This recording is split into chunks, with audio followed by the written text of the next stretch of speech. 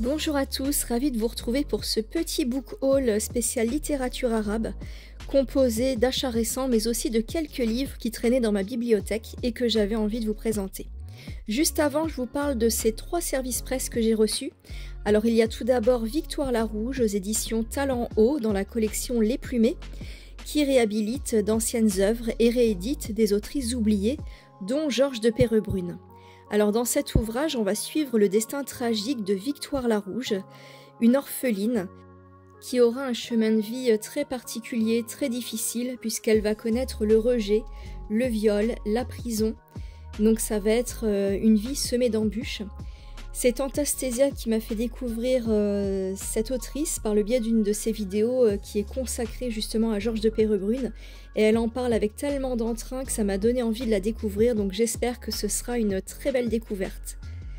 On passe ensuite à un autre livre, Notre part de nuit de Mariana Enriquez. C'est une grosse brique de plus de 700 pages qui va relater le périple d'un père et de son fils à travers l'Argentine.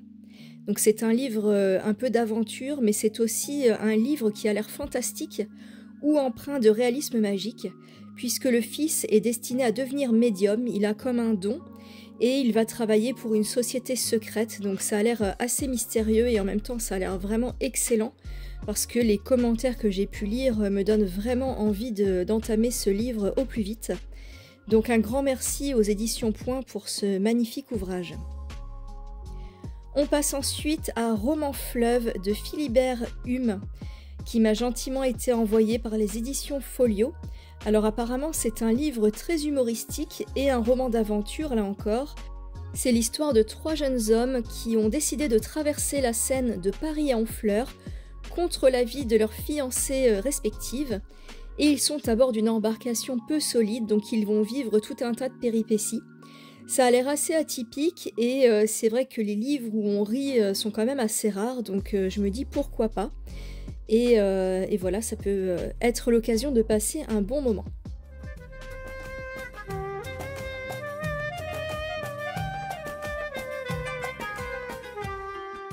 Et on commence par le livre des reines de Joumana Haddad, qui est une autrice libanaise.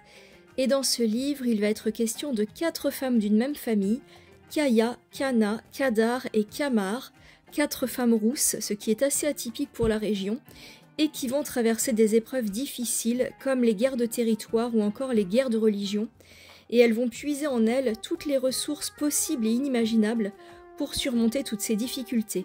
Donc c'est une sorte de saga familiale qui va s'étendre sur 4 générations et sur plus d'1 siècle. C'est un livre qui va aborder les thèmes de la famille, de la sororité ou encore de la résilience. Il a d'excellents commentaires, c'est d'ailleurs pour cette raison que je me suis laissée tenter, mais aussi parce que je trouve que sa couverture est magnifique. On part en Algérie avec Les Funambules de Mohamed Assaoui, qui raconte l'histoire d'un jeune garçon de 9 ans qui débarque en France. Il est venu d'Algérie et il est issu d'une famille pauvre, et sa mère est analphabète. Il va devenir écrivain, il a un don pour l'écriture à laquelle il voue une véritable passion, et en même temps il va s'intéresser à la vie des plus démunis et écrire leur histoire, donc c'est une sorte de biographe. Ça va parler de transfuge de classe, puisque le personnage principal part de très loin, il a dû se construire tout seul, mais ça parle aussi de la culpabilité que ressentent parfois les enfants d'immigrés quand ils dépassent leurs parents, donc c'est le cas pour ce jeune garçon. Une histoire d'amour aussi en toile de fond, car le jeune homme poursuit Nadia, connue des années auparavant. Je ne sais pas du tout si ce livre est autobiographique. On poursuit avec La Coquille, prisonnier politique en Syrie de Mustapha Khalifé, qui raconte l'histoire d'un homme qui a fait des études cinématographiques en France et qui, de retour dans son pays natal, en Syrie, va immédiatement se faire arrêter par la police politique, et il va être frappé, incarcéré à la prison de Palmyre. Donc au départ, il ne comprend pas du tout ce qu'on lui reproche et il ne le saura que 12 ans plus tard. Donc c'est le seul roman de l'auteur et c'est tristement autobiographique puisque Mustapha Khalife a passé 13 ans dans des prisons syriennes et au bagne de Palmyre. Et il a été libéré dans les années 90 et ensuite il va migrer aux Émirats Arabes Unis et en France. Donc avec ce livre, je m'attends à un récit poignant. Et là encore, il est très bien noté. Je crois qu'il a plus de 4 étoiles sur 5 sur Babelio. Donc à mon avis, pépite. Est-ce que vous connaissez Isabelle Eberhardt? Alors je sais qu'elle n'est pas d'origine arabe, mais c'est une écrivaine suisse qui a vécu en Algérie et qui s'est convertie à l'islam. Elle a écrit pas mal de nouvelles, dont cet ouvrage, Yasmina et autres nouvelles, écrit de 1900 à 1904. Et dans ce livre, Yasmina va nous conter l'histoire d'une jeune bédouine, bergère, qui va tomber sous le charme d'un officier et qui aura un destin tragique. J'ai vraiment hâte de découvrir cette autrice, d'autant plus que j'ai un autre livre d'elle dans ma bibliothèque. Il s'agit d'Amour nomade, je crois que je vous en avais déjà parlé dans une précédente vidéo. Et j'ai vraiment hâte de les lire tous les deux et de voyager dans le désert algérien. On reste en Algérie avec Kamel Daoud, alors j'ai hésité à vous le présenter dans cette vidéo parce que j'en ai parlé sur ma chaîne TikTok et je me suis fait allumer par un type de passage qui m'a dit qu'il fallait absolument pas le classer dans la littérature arabe, qu'il n'en faisait pas partie. Je pense que c'est dû à sa naturalisation, donc je ne sais pas ce que vous en pensez. Après il a supprimé ses commentaires, donc voilà. Je rentre pas trop dans la polémique, je vous les présente quand même. Alors il y a tout d'abord Meursault contre enquête, c'est une sorte de réécriture de L'étranger de Camus, mais du point de vue du frère de la victime, de Meursault. Et ce livre va nous raconter sa version des faits. Donc franchement, ça me tente plutôt bien, d'autant plus que j'avais adoré L'étranger d'Albert Camus. Alors je ne sais pas si c'est un préalable pour apprécier ce livre. En tout cas, peut-être que c'est quand même préférable de l'avoir lu avant. Et ensuite, il y a Zabor ou les psaumes.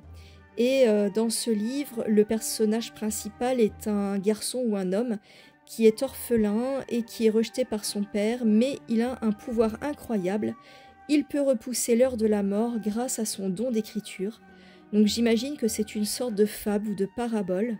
Et certains comparent ce livre au Fils de la Médina de Naguib Mahfouz, que je ne connais pas, mais peut-être que pour ceux qui ont aimé ce livre, vous apprécierez peut-être Zabor ou les psaumes de Kamel Daoud.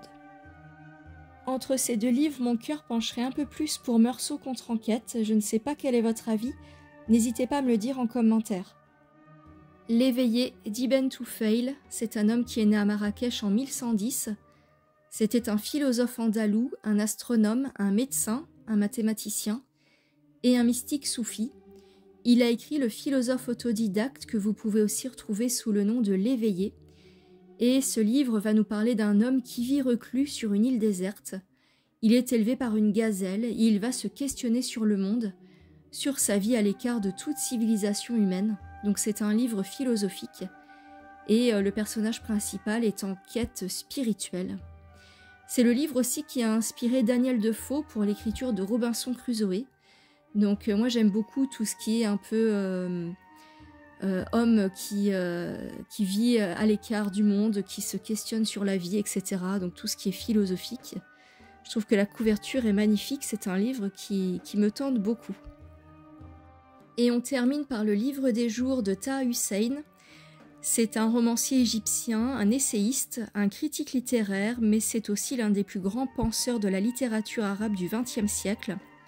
Il est issu d'une famille très pauvre, c'est le 7e enfant d'une famille de 13, et il va perdre la vue à l'âge de 3 ans à cause d'une conjonctivite mal soignée, mais ça ne va pas l'empêcher de faire des études au Caire, puis plus tard en France, où il rencontrera sa future épouse. Et ce livre, le livre des jours, va relater sa vie, donc c'est une autobiographie, et il a été traduit à travers le monde dans plusieurs langues, donc c'est un livre qui a rencontré un grand succès littéraire, et qui a été salué en France par André Gide. C'est un livre qui a l'air très intéressant mais aussi très exigeant, donc il me fait un peu peur. Je ne sais pas si vous en avez déjà entendu parler, si vous le connaissez. N'hésitez pas à me dire tout ça en commentaire.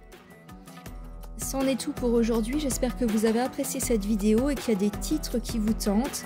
Quant à moi, je vous dis à très vite pour de nouvelles aventures livresques.